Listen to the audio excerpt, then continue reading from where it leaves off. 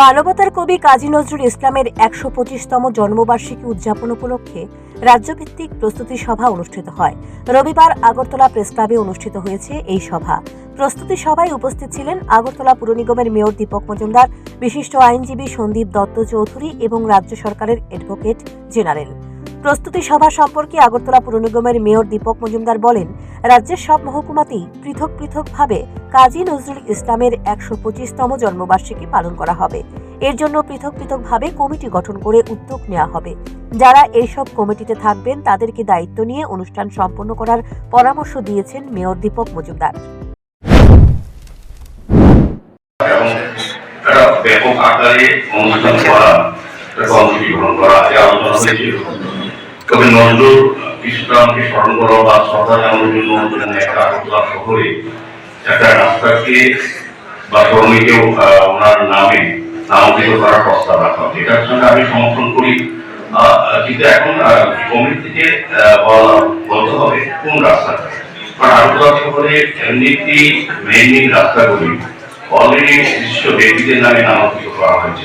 আমরা আগে সরকারের মতন চিন্তা ভাবনা নাই, যখন আসলে মনে হলো একটা ব্যক্তিকে বাদ দিয়ে আরেকজন ব্যক্তির নামে এটা করে অনুমোদন দিলাম, দেখালাম রাজ্যবাসীকে। এই নীতিটা আমাদের সরকার তৈরি।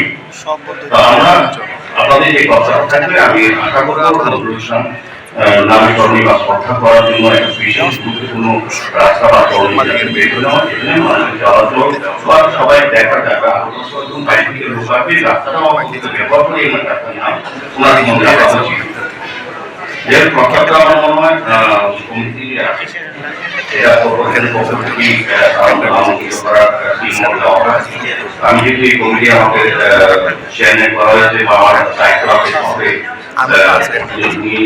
বা সারা পৃথিবী বিখ্যাত আমাদের কাজী নজরুল ইসলামের একটা নামকরণ রাস্তা অবশ্যই হওয়া উচিত। কিছু কিছু জায়গায় ওনার আছে, প্রস্তাব করা হয়েছিল যে আবদ্ধ স্টেট বানানোর জন্য। তো এটা আপনি দেখে দেবেন যে নজরুল যেখানে যারা নজরুল ওনাকে নজরুল প্রেমী বা নজরুল গবেষক বা নজরুল ইসলামকে যারা ভালোবাসেন, শ্রদ্ধা করেন, তারা কিন্তু এই কমিটির আগেও বিস্মৃত পারে, যিনি মাননীয় বিচারপতি হাইকোর্টে নিজেদের একটা প্রস্তাব ওনার আগে ওনার পরিবার থেকে দেওয়া হয়েছিল একটা স্কুলনিতে একটা স্ট্যাচু তৈরি করা বানানোর জন্য।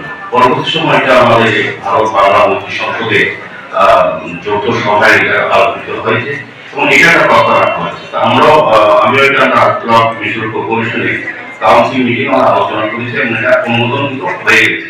আমরা এই প্রোগ্রামে এটা আমরা প্রতিষ্ঠান করব, এটা পরিষ্কার যে নজরুলের স্টেজও এই শহরে হবে। কবি কাজী নজরুল ইসলাম ছিলেন সাম্যের কবি। ওনার প্রতিবাদী কণ্ঠী লেখা আজও দেশের মানুষকে উজ্জীবিত করে। Bureau report, news prime Tripura.